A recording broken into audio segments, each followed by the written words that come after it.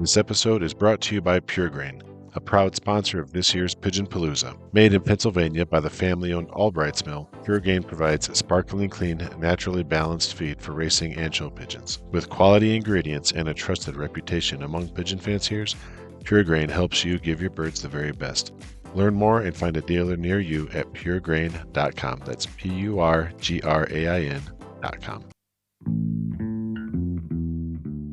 If you love pigeons, you've come to the right place. Welcome to the All About Pigeons podcast, the world's only podcast dedicated to every aspect of the pigeon hobby. I'm your host, Philip Fry, and every episode is listener requested, ad-free, and created for pigeon enthusiasts from around the world. Whether you're flying homers, showing pigeons, flying performance breeds, keeping pigeons as pets, or just getting started in the hobby, we're here to learn, share, and celebrate pigeons together, connecting pigeon fanciers across countries, cultures, and generations. This is the All About Pigeons podcast. Hello and welcome to the All About Pigeons podcast. Today we're going to be talking about squabbing pigeons with Quentin Fuselier out of Milton, Louisiana, who's been doing this for generations down there. And we're going to get into all the different details about it. And thanks so much for coming on, Quentin. Looking forward to this. Well, thanks to meet you, Mr. Phil. Appreciate it. I like to talk about birds, that's for sure, especially this end of it. Yeah. So this is definitely a generational thing. Can you give us a little backdrop on how it came about and how you've been doing it for so long? Well, when I was a kid, everybody had a pigeon coop. There must have been 7 pigeon coops in a 3-block area. It was like that all out throughout my town. I grew up in a town called Bill Flat. And it was about, 12, 14,000 people. And everybody raised pretty much their own stuff, chickens, pigeons. But pigeons were real popular then. And I always wanted to have my own pigeon coop. But never had the opportunity until about 26 years ago. So, but I always get to eat pigeons. My dad raised them since I was a little kid. He taught me what the difference between a squab and an adult. And by the time my little sister and brother came along, there was 12 kids in the family, and he had more kids than pigeons, so he stopped doing that. But his buddies raised them. The neighbors had them. It's not like he didn't have any squabs; he could get them, So I always ate them, and we loved them. Yeah. And especially like the older generation, my older brothers and sisters, and their wives, the women love squabs. Because it's not wild tasting like duck or squirrel. Oh, right. But we ate squirrel, duck, everything you can think of, catfish, coubillons, and it was soft piquant, chicken and sausage. We just cooked. We grew up cooking because we loved to eat. And our parents would have suppers, in the camp, and we'd get to cook our own little birds. We'd shoot blackbirds and stuff, and we cooked that on a Coleman stove when we were kids. It was fun. Fun growing up in Ville Platte. It was a great experience. Come from a very big family. Had 6 older brothers, 3 older sisters. Was it always for agricultural, like always for a food purpose, that like even the people in your block and everything that was having pigeons? Well, that was, they did that mostly as a hobby. They didn't do it commercially in any way. Yeah. It was mostly for them and their friends. They would have supper clubs and they'd take turns cooking, and somebody might be raising rabbits, and it'd be their turn, so they'd cook rabbits. And when it was the guy with the pigeon's turn to cook, he'd cook the squabs, Okay. Tree squirrels big in Ville Platte, the hunting tree squirrels and stuff. Mm-hmm. But the people that really love squab, they like it better than squirrel. It's more popular with them. Well, yeah, and that's the thing, right? It's whenever they serve squab in restaurants and stuff, it's a pretty high-end dish. It's a really unique flavor. And, when you look at the meat that it produces too, it's a really nice dark red meat and, nice dispersion of fat and everything else. It's a good looking piece of meat for sure. But we don't cook it like they do. No. Sometimes we like to do it like they do. We'll smoke it or grill it where it's, pink, like medium, almost medium rare. And it's delicious. But the way we normally cook it, and we grew up cooking it, was pot roasting it like duck or dove. And you brown it and you make a gravy with it. and stuff it with garlic and jalapeno and the breast. Or we do all kind of stuff. You can't mess them up. They're so good. And you just pot roast that till they bust. Make Yeah. a gravy, put some rice. It's so much more. It's a better experience sometimes than eating it like a steak. But Huh. just like a steak, if you're going to cook it that way, you can't just cook it a little while. You got to keep cooking it. Yeah. Once it is well done, it's chewy. So you just keep. Right. But that's what's good about squab. Even though they're 4 weeks old, they hold up in all that browning and Yeah. cooking process that we like to make. It's called it a rusty gravy or just we love eating it like that mostly. Well, we're jumping to the end first here, but Oh yeah, that's right. since We skipped all over all the we're mentors, we're everything we already had. we're already talking about Well, cooking we and got everything else hungry. right now. So But let's yeah, we'll we can come go back. back and We'll come back on that one because we're definitely yeah. gonna I want to get some recipes from you who've had it in your family for generations and stuff. So, and this is one of the things that we have to bring up is that it's the whole pigeon keeping and the whole, we've been doing it for thousands of years. Like this is why. Like they were always used as a food for families and everything else. And even the messenger part, when they go back and forth, like that came kind of secondary because they had it for a food source that could go and get its own food and come back. And then the messenger aspect came in later. So really, this is really what it all came down to.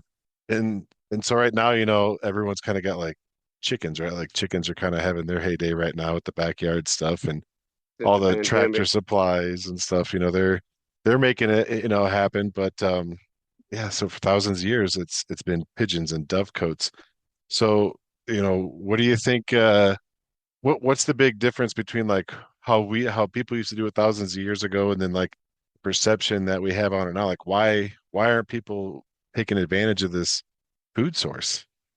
Well, it's a lot to do with economics because a chicken, you can have a rooster, he can fertilize 10 hens, and they can have 20 babies, and they can hatch.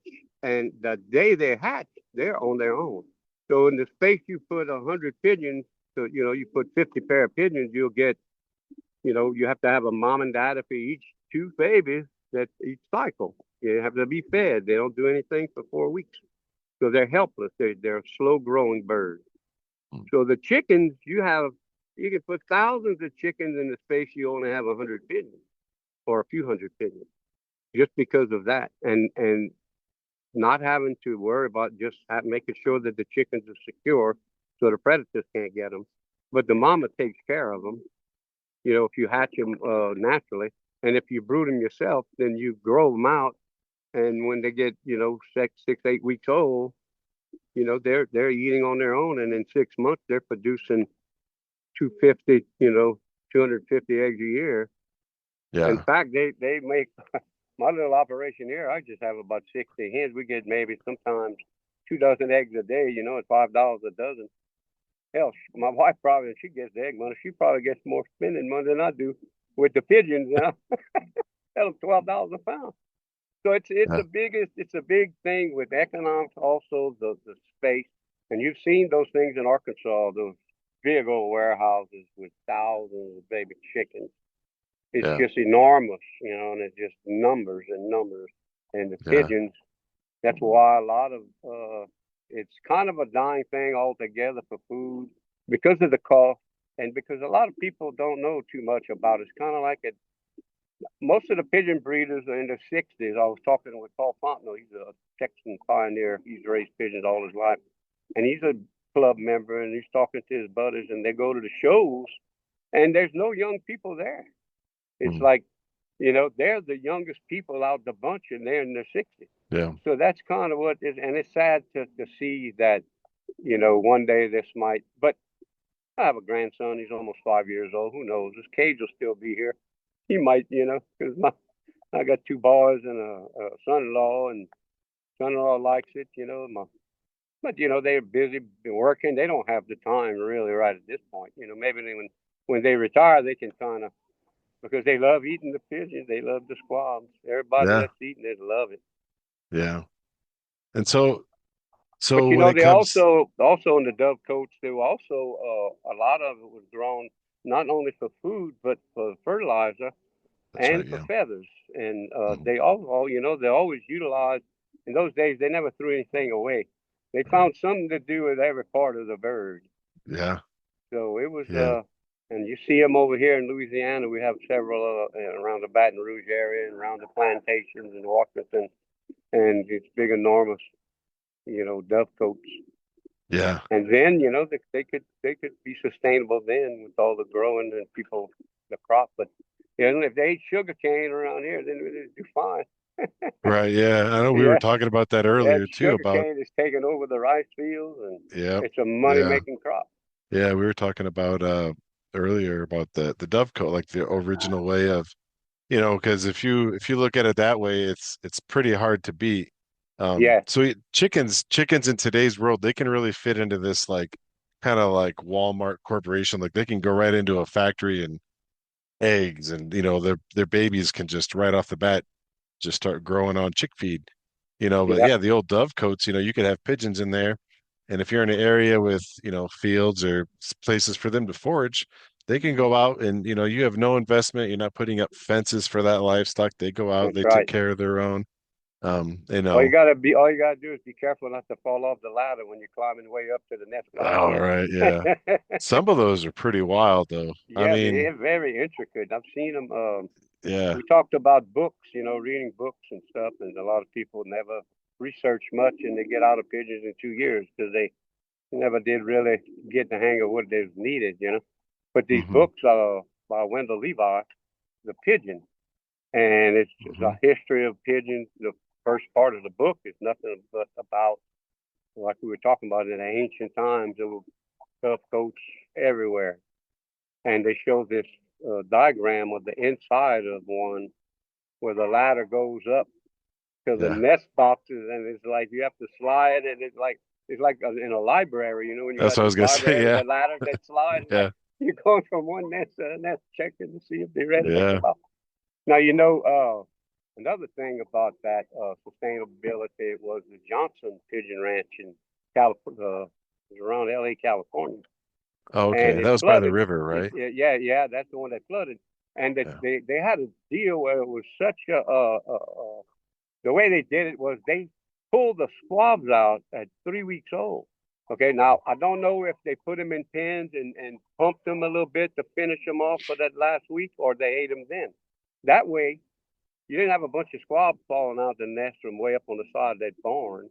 Oh yeah. And the rest of the birds, and they were all white mostly, and the rest Yeah. of the birds would forage and they'd feed the babies, and they keep all the grain inside the barn, and that's how they, Yeah. did So that that. was like a commercial production Yeah, dovecote then, it really. was I mean, big that's time, yeah. but it was And then that simple, nothing but rows of wire cages on the side of the building, yeah. all around it. It was So let's get into fascinating. the nuts and bolts about your setup right now. So what breeds do you prefer for meat production birds, and why those breeds? Well, when I first started, I wanted to get Silver Kings because I was reading the book Making Pigeons Pay. Boy, Oh they yeah. were so good. They talked about them, how that was so great. And I had ended up, my cousin in Point Blue, Joe LaFleur, gave me 7 utility whites. He didn't call them White Kings because they were kind of long and they might have had some Hubble, origins, but they could fly. They were kind of medium sized utility birds. And then I got a guy gave me, he called them red Hubbles. They were big. They were nice sized birds, long, ash reds, and even the browns, but they were mostly T-check, dark, like a blue tail black, or solid Yeah. red on the wings, and even the browns had real dark red on their wings from I believe they were saturated with recessive red. Mm. And a guy in Cape, he's from Bill Flat. He had a cows in Point Blue, and he raised Hubbles, mixed color. We called them Hubbles. People got on my behind and said, "No, that's not a Hubble." Well, Dr. Hubble had white Hubbles, but he also raised other breeds like Silver Kings. And whoever raised pigeons that didn't think about, man, I wonder what I'm gonna get if I put a white king, a white Hubble with a Silver King. You never know. So you guess where the mixed color bird came from, and who knows what origin, but they call them Hubbles. I guess because they produce well. And Okay. I got a bunch of birds from Mike Tate, and man, I just put them all kind of together, out across everything. I didn't want a line breed at all. I never bred brother and sister on purpose. One time it happened accidentally, and they ended up getting a adenovirus anyway. So, but yeah, I never did want to inbreed or line breed. Huh. And I really, one of the questions was how long did it take? I guess the people that gave me the birds, they were some good birds because my birds, I mean, at one time I was so pairs every now and then would push 16 squabs in a year. Wow. Now, I really at first kept my eye on just production. And then I started looking at marketable squabs. Okay, you get 16 babies, but are they as big as if you had 12 in a year? They would weigh a pound or 17 ounces in nice round breasts. So I started focusing on that. And then I made a big mistake that a lot of people that raise meat birds do. I started raising for size. And I started getting these big old birds. And it's like, man, they weigh to almost, pound and a half. And it's like, golly, they did okay, but then they started really slacking off. So I started going back to the, size that I kind of was the standard size or the medium sized bird. Because a big hen, even though she comes from a good line, it's hard for them to keep up. It's hot over here. Now I What did a start out. I did get some pioneers too, but I okay. always kept and one of my we can talk about mentors, Mike Boardlaw. We Hmm. talked about him. He was my high school science teacher when I was a kid. He raised pigeons all his life, every kind, and he says, bigger's not always better, and don't just abandon your good Hubble strain that you created with these Texas pioneers. So I just kind of experimented with it, and it just they never. I got them almost 7/8 Hubble in a faded, and they just did not. They did not do well. The Hamazaga white crosses, they just and it could have been. Who knows? When those guys raise showbirds and you raise for type, your production always slacks off, and it's hard to get that back. So I had fun doing it. Pioneers have always fascinated me, with the auto sex. All right, this is Oh great. yeah. I could tell right away when they hatch. That's Yeah. great. That's still fascinating. But at beta gene, it's related to almond, and I think in the homozygous state, it kind of between that and their breeding for type and not production, you lose that in a show breed. So people ask me, should I mix show breeds and with your birds and try to? You can sometimes. You'll breed them up, but a lot of times, it just doesn't work. So, So what but it's traits fun are most trying. important Fun then when trying. you're with all the crosses that you're doing and breeding selection? Like, does it come down to, I mean, so you're saying, don't really focus too much on size. Does growth rate, fertility, like, good parents? Marketable squabs, marketable size squabs at 4 weeks old. Feeders. You watch those birds when they hit the floor, and when one hits the floor, they don't stay there long. You watch those males that feed them. Sometimes I've had males that feed 3 or 4 squabs on the floor. Oh, So wow. I kept males from that guy, consistently. Yeah. I look for that, and I look for what production is the biggest thing, but color's great too. Can't raise pigeons and talk about genetics, without talking about genetics. And they Hmm. play a big part in the squabbing because you can have sex link mating, and my favorite is a blue male carrying brown. When you put them with an ash red hen, well, all the brown and blues will be hens, and all the males will be ash red, and they'll carry blue or brown. Now, it's not perpetual like an auto sex, but if you get 3 or 4 pairs that have a brown male or a blue male with a ash red hen, then you got 3 or 4 pairs you can select from, and you'll know, you come out the nest and it's nice and pretty, and you like the way it feels.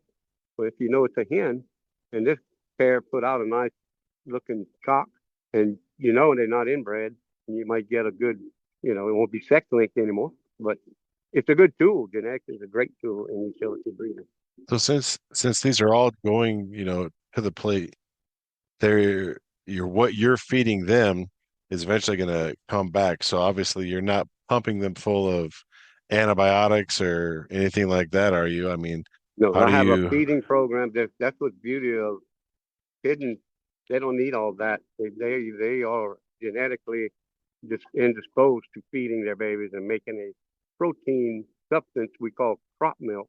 And what I feed is whole corn, wheat, Milo, and a 20% pellet.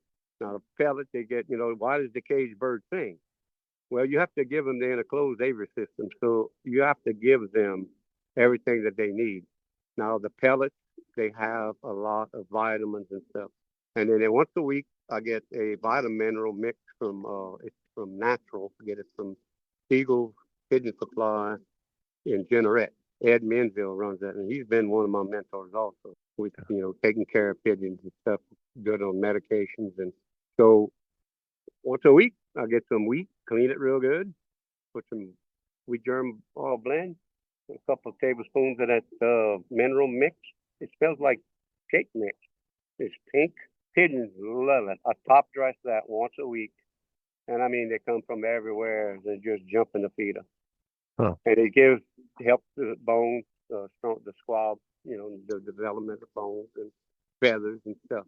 So you have to, and a lot of breeders, those show breeders, they buy that $35 a stack, 50-pound bag of 12, of premium 22 or King 45, and there's a lot of different seeds. And I mean, I've seen the squab from, like Paul Ponto when they had the skull, and man, they look nice.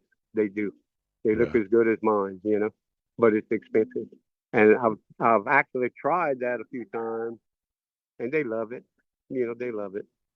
But the four basic ones in the book, I have a free choice cafeteria feeder. So one compartment holds about 9 gallons of corn. The other one holds about 8 gallons of pellets. The other two, 7, 8 gallons of wheat and Milo. And I mean, in the wintertime, they'll eat almost 30% of each corn, Okay. sometimes 40%. In 85-degree with 90% humidity here, they'll eat 20% to 25% corn, even Oh, in that okay. heat. Wow. And Paul Ponto told me a long time ago, about 5 years ago, his dad raised pigeons, and he raised them all the time. He fed the whole family for years with that. Okay. And he said his daddy always kept from the pairs that raised good in the summer. So I started doing that 5 years Huh. ago, and I tell you what, the only ones I keep from are the ones, and Really? that now I've kept my hubbles. I have not mixed my hubbles. In other words, I got about 15 pair of hubbles that are hubbles. I've mixed some of the males, and I take the males. Well, first what I did was I had some Carneau, and they were too fast. The male pushed the hen. Man, I don't know what, they were so fast. They would make a small, skinny bird before we sold, and the male had the hen sitting already as the squab was 3 weeks old. So I got rid of the males, and I put the Carneau hens. They were about the size, a little bit bigger maybe than my squabbing homer. So I put the male squabbing homer on the Carneau hen, and the first babies came out 11-ounce solid, beautiful round squab, still fast, but not too fast. So they did so well. I said, man, it's time to do something, mix my hubbles with something again. I tried it with the Pioneer hens. And the reason I do the brown hubble male, it's always sex linked. Because you're not going to find many brown homers and Carneau in their bloodline. They're either ash red or blue, almost always. I've never had one that come out brown. So you put those brown male hubbles with those Carneau, call them Comores or whatever, the cross of the homer and the Carneau. And they come out with some really interesting. They had recessive yellow, recessive red, brown, faded, dilute blue, ash red blue, pale. Because all the crosses of the homers, almost all the babies carried recessive red, and my Hubbles carry recessive red and recessive white. And Okay. so I get some, all kind of beautiful recessives from them, but some beautiful, beautiful three-way cross birds, and I put those together. and I kept them. I didn't put brother and sister. I kept them apart. Kept them from different pairs. And it was excellent. They come out some nice, beautiful brown hens. Some of them were spread. Some of them were pied with, bark. And the males were always ash red or blue. So I Hmm. knew it to put with what. Now that those maidens, like I said, they're not perpetual like the Texas Pioneers, but they make some beautiful, beautiful fat squabs at between 13 and 15 ounces. Every now and then I'll get one that weighs a pound. My Hmm. Hubble, my Hubble, I got it to where now they wouldn't get that many because they was not so fast as they used to be. But every now and then I'd get one that's a pound and a half. No head, no feet, just the liver and the gizzard and the heart. Yeah. But usually it's a single act, so it gets everything. But most of the time I get between 16 or 15 and 20 ounce, sometimes 22 ounce, pound and a Okay. quarter consistently. But it's too big, really. My birds are not nearly producing like they should be because I made that mistake. And that's one of your questions. What does beginners mistakes make? A lot of things they make beginners make is they put the feed on the ground, they let them poop in the water, they don't have ventilation, it gets wet. They probably raise chickens, and that's okay for chickens. Chickens are galliforms, and the columbiforms have a different way of eating, and they can't survive like that. They get sick. That's why when Yeah. people ask on Facebook, "Hey, I want to put some chickens in my pigeon coop. I want to put some quail in my pigeon coop." Oh, go ahead. You free country, I mean, there's bias against it, but well, I've done it. There's always somebody that's done it, never had a problem. Yeah. Okay, so I just stay away from those kind of things. I want to stay in my boat, in my lane, Yeah. So what do you have to say about we're gonna go back to what we were talking about earlier. For someone who's never had squab before, how would you describe the flavor of squab? It's sweet, dark meat. It's juicy, not grainy, and not gamey if properly prepared. Mhm. And with some of your recipes, are they more like from like that Louisiana background? Is it Yes, okay? Okay. all of it. Yes. Okay. Can you tell us what's your favorite way to prepare squab and give us a good recipe here? Well, I'm gonna Uh, give you my best squab recipe that everybody loves, All right. All and right. it's kind of a homage to Swamp Pump Band that all local musicians that done well in the area. They recorded, and played all over the world. They call a little band of gold. So my my recipe is a little squab of gold. So I take a sweet potato, raw sweet potato, and I shave it, peel it, shape it so it just fits in the cavity of that squab, and I cook them whole most of the time. So I put that thing in there where it's not going to come out. Put garlic dipped up there, little thin like that, because I pluck mine. Garlic and jalapeno that's been salted and peppered, both sides of the breast. Brown that thing, brown it, brown it in butter and olive oil. And you put some button mushroom and you cook that down and you keep adding a little bit of water and letting it undo the sticky bottom from your hard. You want a heavy magnolite or black pot. And you season it real good. You put either some brown gravy mix or my favorite is a mushroom steak sauce. Dawn Fresh makes a little can. It's a little gravy thing to make a gravy. And I'll usually strain the little bits of mushrooms because I already have fresh button mushrooms in it. And I'll use that as a thickening. And I'll sometimes put a little plum sauce, just a little dab, and sometimes just a little drop of steamed syrup or something. Just sometimes you can't mess it up. But I've done it several ways like that, and I actually had a little vermouth at one time when I used to drink gin. But it's another story. So, but a little squabago with the sweet potato, and then that sweet potato is just so soft and it, got all that flavor. You just cut that squab in half and you lay it on the plate like that, and you got that little sweet potato shining, all gold and orange. And the Nice. gravy, that's the big thing. I've done Yeah. it with, I've cooked it with smoked sausage. I've stuffed the crop. I've got the skin of the crop, and I've stuffed it with ground veal. Very good. I've put Granny Smith apples. Yeah, it's okay. Pears, yeah, it's okay. But what I did with the pears was I had fresh pears I stuffed them, and then I got a can of pear halves and heavy syrup, and I Uh-huh. used that heavy syrup to deglaze while I was browning the birds. and that gave it a Okay. good flavor. But Yeah. it's really whatever way I tell people how you cook. Let's say your dove or your duck, or say you cook a chicken, and but I never and when I grew up with chicken sauce piquant, chicken sauce piquant was everybody cooked that all the time. Tomato sauce, and I never cooked my squab with tomato sauce. I've never Well, cooked duck with tomato sauce, yeah. or quail or squirrel.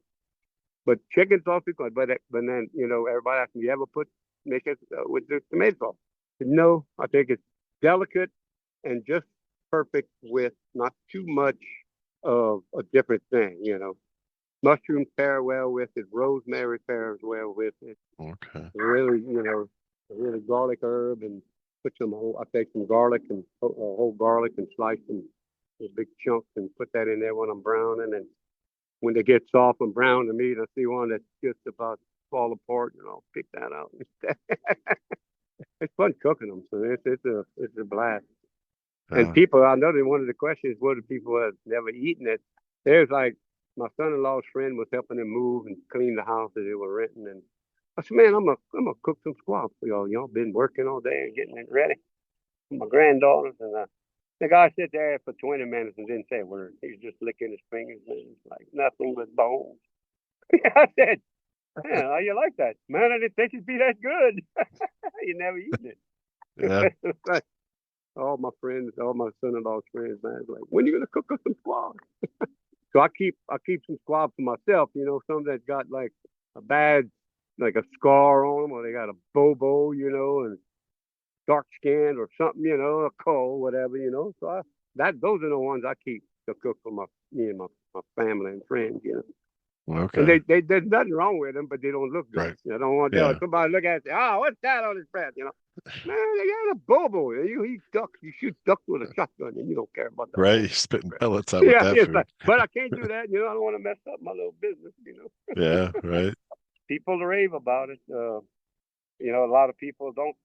It's died. It died almost a long time ago. You could hardly get squab in like the 90s and 2000s. Hardly anybody. They did raise them. They didn't sell them much. Yeah. And I said, man, you know what? I'm gonna raise enough because there were 12 kids in my family. So I fell to several of my brothers and their friends, their in-laws. So like I'm gonna raise enough to where I can make a little fishing money and pay for the feed. Yeah. That's about it. It's a fun Yeah. hobby. The genetics is a fascinating part of it. And I don't know, we've touched on record keeping yet, but when I first started, I was religious. I had a little thing in my pocket, a pocket calendar. And of course, all my parents, I had possible parents, all my parents had the bands, number 42, number 20, whatever. Number 20, laid dick. Go in there, 17 days later. Oh, Yeah. ooh, okay. A couple that were watching that egg. Wow, that's too. And I did that for years, and it was really, I should have kept it up, and I should go back to it because it was helpful because I was like calling heavy. It's Mm. like, wait a minute, I'm looking at you. Hey, you're a pretty bird, but hey, you ain't pulling your weight. You gotta go. It's been 2 years. You only put 7, 8, 10 squabs. I'll give you enough chance. But of course, I'm sentimental. You get some pretty birds and you give them chances. They're like, oh man, they have a respiratory. Oh, I got to medicate them. Okay, that's what happened. And something else happens. It's like, oh, it's got the worms. Oh, that's a worm. So So you somebody give them come in. chances, but it gets to a point where you got to really just say, look, Yeah. you got to really call if you want, if you want to have productive birds. Mhm. Like a So management, we management. talked a little bit about some of the different books, like Making Pigeons Pay, The Pigeon. Are there any other books that you would recommend specifically that are really helpful for the Yeah, squabbing pigeons? Axel Sale has some books. I Okay. think in here, and God dang, doesn't Frank Mosca have books? I'm not sure. He Oh, knows a lot. really? But what's the other guy? William Lee. Besides William Levi, the other genetics guy is Incursion. That's William F. Hollander, or Oh, Willard F. yeah. Hollander, I believe. Hollander. Hollander, He's yeah. got some good, and they're genetic books. There's Hmm. not that many. I haven't really come across except raising, kind of raising squab in your backyard deal, which is pretty much probably based mostly off of Levi's work. Yeah, right. Because it's That's basic, foundational. it's very basic, very foundational. And I mean, what worked then, things change, but man, there's some things that never change. Yeah. You know, genetics of pigeons, that's the fascinating thing. There's only three pigments, and white is not a color. Say what a genetically, right? So when I first started pigeons, and I used to go to the camp, and my cousin had given me some white pigeons, and had all these other colored pigeons, and we over there. We had a set line tournament catching catfish and stayed there all weekend. I said, "Well, white is not a color." They all laughed at me. White. I should have said, "Well, white is a lack of color. It looks white, but yeah, but genetically it's recessive white." But why they didn't understand a word I was saying. Like, what Quentin's crazy? What's wrong with him? It's white. I see it's white. Yeah, it's white. It appears that way. It is white. Okay, it's white. It is white. But it's really, when you talk to us about it, a student of genetics, he's like, "Oh, white is boring." I think Mike Borden said white is boring. Yeah. But what Huh. I did was I crossed the whites with the colored birds, and I come out with all kind of stuff.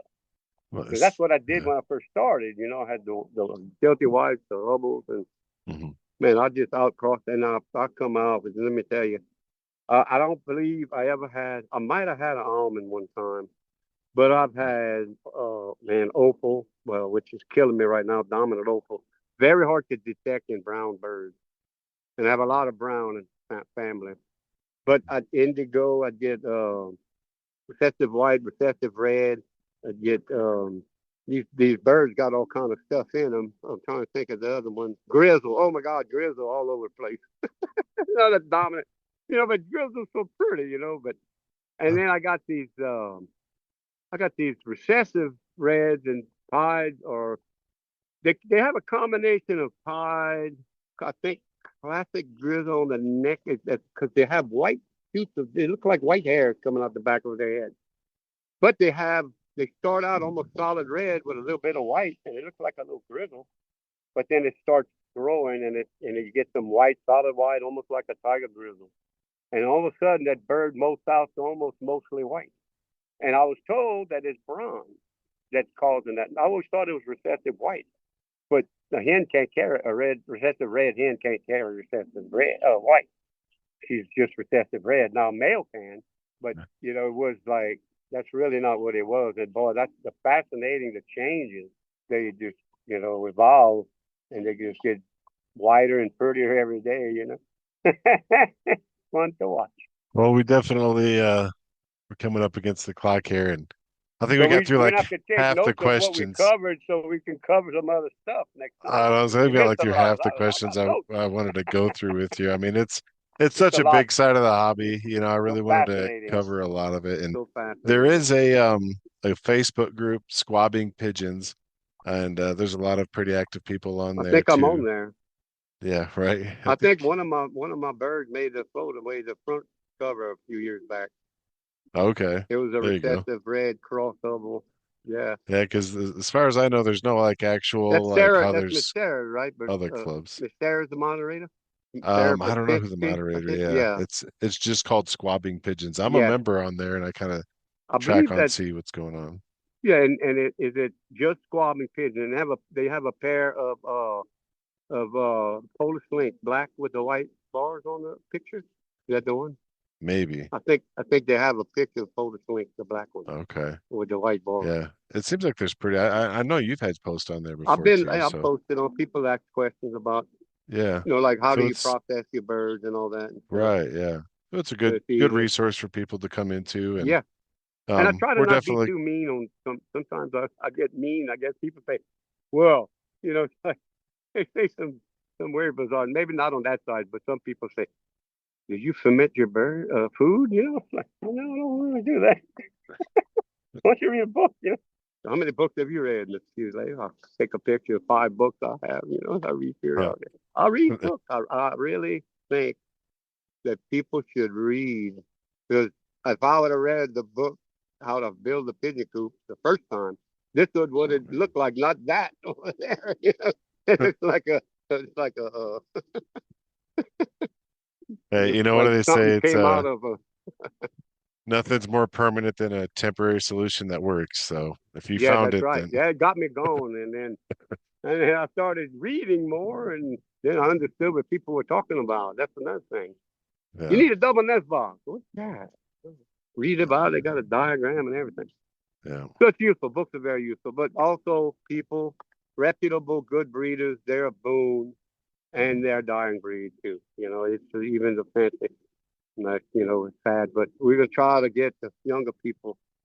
Maybe by looking at these podcasts you put out, we I might hope get a so. lot more people interested. But a Yeah, lot of people get into it, and then within a year or two, they get out of it. yeah, yeah. Well, I mean, hopefully you can get people to, Get see back. all the different sides of the hobby, all the different aspects of it, and get the pigeon bug and partake. So Yep, pigeonitis is called it. yes, yes. Well, we're definitely gonna have to do this again sometime because I don't think we touched on too much. So thank you so much for coming on, Quentin. This has been real fun. Oh, it's been a pleasure, Mr. Phillip. I enjoyed it. And that's another episode of the All About Pigeons podcast. Thanks for joining us today and for being a part of this incredible pigeon community. If you enjoyed this episode, please share it with a fellow pigeon fancier. Leave a comment, follow wherever you're listening. Every share helps introduce more people to the hobby that we all love.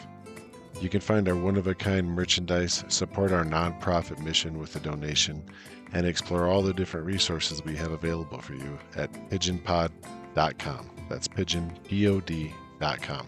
Do you have a topic that you'd like us to cover? Do you have a guest that you want to have on the show? Maybe you yourself would like to come on and just talk pigeons with us. Go ahead and send us an email at staff@pigeonpod.com. Remember, every episode of the All About Pigeons podcast is listener requested and completely ad-free thanks to the support of this community. Thanks for listening. I'm your host, Philip Fry, and remember, together, the hobby thrives, support each other, and enjoy your pigeons.